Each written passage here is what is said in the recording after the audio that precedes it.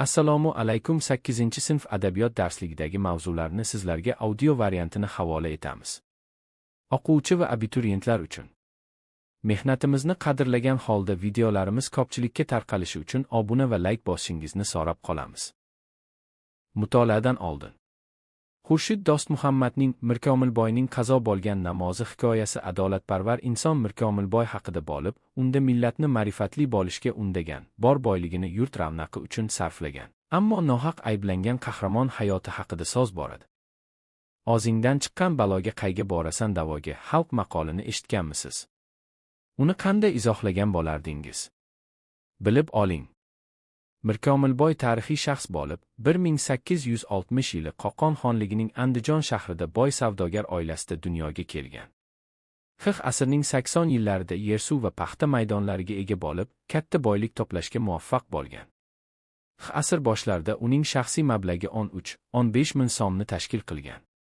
1915 yilning oktyabrida Bo'xton bilan qamalgan va surgun qilingan. Lekin 1916 yilning boshlarida Rus armiyasini qurollantirish uchun 500 ming so'm berish sharti bilan surgundan ozod bo'lib, Andijonga qaytgan. Mirkomilboy Andijon shahrida 30 o'quvchiga mo'ljallangan maktab-internat, 100 talabaga mo'ljallangan madrasa, kasalxona qurmoqchi bo'lib, loyiha tayyorlatgan. Biroq mahalliy ma'murlar bu loyihalarni amalga oshirishga ruxsat bermagan. 1917 yil boshlarida Shoroi Islomiya jamiyatining Andijondagi eng faol ishtirokchisi, ayblovi bilan muvaqqat hukumatning Turkistondagi vakillari tomonidan nohaq qamoqqa olingan va 1918 yilda otib tashlangan. Mirkomilboy Mirmominboyev 1860-1918. Xurshid Dostmuhammad 1992 yili Sharq yulduzi jurnalida e'lon qilgan 3 hukumat qolipiga sigmagan boy maqolasida shunday yozadi: Biz vatanimiz tarixiga, xalqimiz o'tmishiga doir voqea hodisalarni hozirgi kun nuqtai nazaridan qayta baholash zarurati tugilgan davrda yashamoqdamiz. Nomlari, qilgan ishlariga faqat qora boyoq chaplangan boybadavlat o'tmishdoshlarimiz hayotini, bosib o'tgan yo'lini qayta o'rganish, ularni xolis nazardan kechirish bugungi kunimiz manfaati jihatidan ham nihoyatda zarur. Mirkomil Mirmominboyev ana shunday ahamiyatga molik yirik tarixiy shaxslardan biridir. Mirkomilboyning qazo bo'lgan namozi. Izvosh, rezina gildirakli, usti ochilib yopiladigan yengil otarava. Izvosh guzardan o'tib, katta ko'chaga burildi hamki, Yoqub Xo'jadan sado chiqmadi. Boy 2-3 dafa hamrohining avzoyiga zimdan ko'z yugurtirdi. Yoqub Xo'janing qaddi 12dan yarim qarich tik, shu bois u o'tirgan holida ham xiyla salobatli ko'rinadi. Odamlar Yoqubboyning shaxsiy qo'riqchisi deb gap tarqatishdi. Mirkomil uning izmidan chiqmaydi, deganlar ham bo'ldi. To'g'ri, Yoqub Xo'ja ko'z ochib topgan maslahatgo'yi bo'lmasa-da, uncha-bunchani xushlayvermaydigan Mirkomilning ishqi shu odamga tushgan, binobarin yonida doim uni olib yurishga odatlangan edi. Haqiqatan uning Yoqub Xo'jadan yashirgan netgan siri bo'lmagan. Surishtirib kelganda Mirkomil kimdan, nimani sir tutgan o'zi. Quv yoxud makkor bo'lganida rahmatli otasining Makka va Madinada taka qurdirish niyatida 30 ming tillo vasiyat qilib qoldirganini uyezd hokimiga aytarmidi. Soyasidan chochsa, hatto o'z pushti kamardan bo'lgan ogil qizlardan hadik xavotirda yashasa, 7 yot begona, buning ustiga Gayriddin Iskandarni gumashta qilib olarmidi. Ikki ko'zning biri yanglik yonidan uzoqlashmaydigan Yoqub Xo'jadan ham gumondor yursa, uni dostmi dushmanmi deya bosh qotirsa odamning har narsa bo'lgani yaxshi emasmi? Takiya, boshpana, turar joy. Iskandar, asli ismi Aleksandr Timofeyev. Orskdan kelib qolgan. 1909-1911 yillar mobaynida Mirkomilboy qo'lida ishlagan. Boy unga Iskandar laqabini bergan. Yo'q, Mirkomilning bunday mujmallikka toqati yo'q, u jini suyganga ham, suymaganga ham dilidagini yamlamay aytgan. Izvosh ko'tarmadagi zavod ko'chasi muyulishiga yetdi. Boy, ana yorilar, mana yorilar, degan oyda hamrohining quyuq soqoliga qarab qoldi. Shunda, to'xtat izvoshni, deya hayqirdi Boy. Bir maromda yo'rgalab borayotgan qosh ot suvlugi tuyqus siltab tortilganidan pishqirib, tumshugini toshiga bosguday boshini qiyshaytirib to'xtadi. Izvoshchi, nima gap, deya ortiga o'girilib ulgurmay, Boy tosh yo'lga sakrab tushdi. Izvoshchi ham, Yoqub Xo'ja ham Boyning muddaosini tushunmay, uning izidan qarab qolishdi. Mirkomil katta-katta qadamlab, qop orqalagan kishining tepasiga bostirib bordi. Og'ir yuk ostida ikki bukchaygan kishi boyni kordi-yu, kosak tola qopni top etib yerga tashlaganicha tili kalimaga kelmay, qo'rqqandan salom berishni ham unutdi. "Qayoqqa olib ketyapsan, kornamak?" Otakasi yorilgan kishi duduqlandi. Boy uning javobiga muhtoj emas edi. "Kuppa kunduzi or qilmadingmi? Kosak gozaning guldan so'ng tugadigan, ichida paxta yetiladigan, chanoqlardan iborat mevasi. Changga belangan, yagiri chiqqan oq yaktagining yengini bilagiga qadar shimargan ishchi quloq chakkasiga bexos tushgan tarsaki zarbidan chayqalib borib devorga suyanib qoldi. Izvosh zavod darvozasining ro'parasiga yetgandagina Yoqub Xo'ja tilga kirdi. "Chakki qildingiz, aka." Hali gazabi sonib ulgurmagan Mirkomil "Sen mahmadonalik qilma" degan ma'noda hamrohiga qattiq oqraydi. Yoqub Xo'ja esa boyning jahli chapaqay chiqqaniga yarasha bosiqlik bilan bo'lsa-da, o'pkaladi. Ashi bir qop kosakni kuppa kunduzi omarib chiqishiga nima majbur qilganini surishtirmadingiz-ku. Jojabirday jondir, hoynahoy. Tirikchilik uchun o'g'rilik qilish to'g'rimi? Sizningcha Mirkomilboy to'g'ri ish qildimi? Izvoshchi otning yagriniga tarsillatib qamchin bosdi. Mirkomilboyning o'ng qoshi tepaga sapchidi. Jojabirday jon bo'lsa, oilasini o'g'rilik orqasida boqqani ma'qulmi? Yoqub Xo'ja darhol javob qaytarmadi. Izvosh zavod hovlisiga kirib to'xtagachgina boyaga o'pkalangan namo ohangda muloyimlashib dedi: "Odamlarni ko'ngliga qarang-da, aka.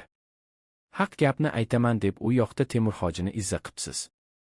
Temurxojini izza qilgani rost. Izza qilmaslik uchun haq gapni aytmasligi kerak. Aytmasa axir Mirkomilning husumati yo'q, talashgan mol holi yo'q, uni jin uribdimiki, Temurxojiga dushmanlikni soginsa. Nima bo'ldi-yu, 50 boshi ko'cha boshida yoliqib, taqsir, qozilikka Temurxojini moljallagandik. Siz nima deysiz?" deb so'radi. Mirkomil ortiq o'ylab turmadi. "Hoji halol odam, yurtning xizmatini qilsin", dedi qo'ydi. Oradan 3-4 kun o'tmay eshikka yo'qlab kelishdi. Boy tashqari hovliga chiqsa, supa yonida 50 boshi bilan yangi qozi, Temurxoji qo'l qovushtirib turibdi. 50 boshi harbiy ma'muriy unvon. "Kelinglar, kelinglar. Qani ichkariga", dedi boy mehmonxonaga chorlab.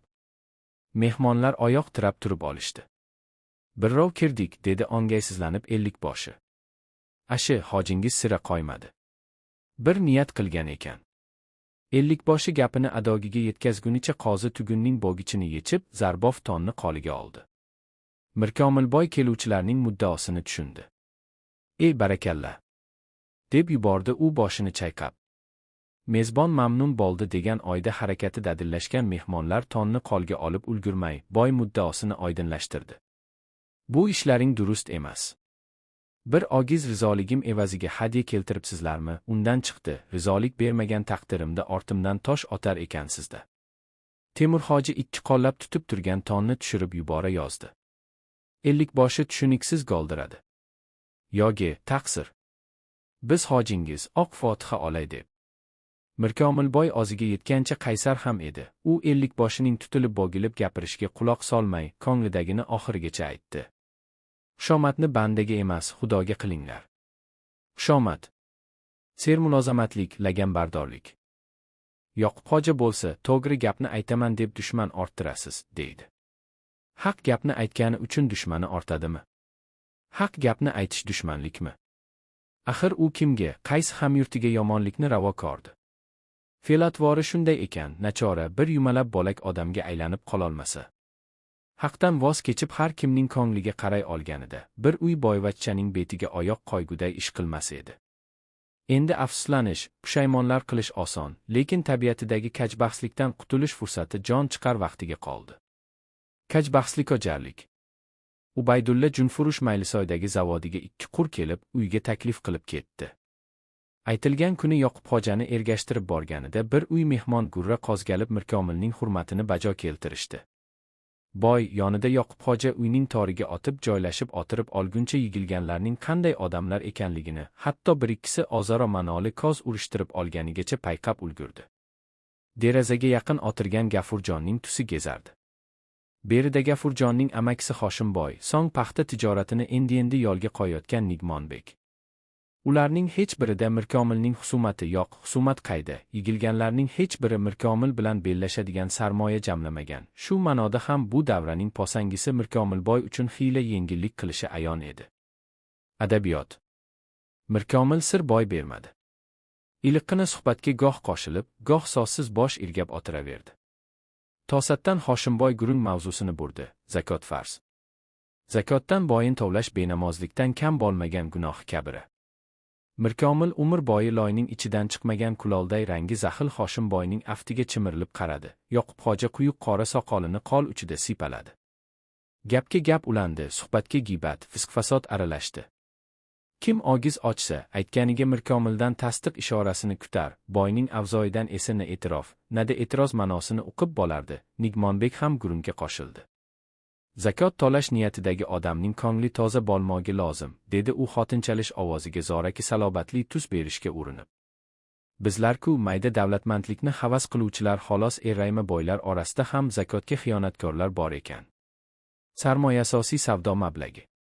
Posangi tarozi pallalarni tenglashtirish yoki narsa tortilayotganda idish ogirligini chiqarib tashlash uchun tarozining bir pallasiga qo'yiladigan qo'shimcha tosh yoki yukcha.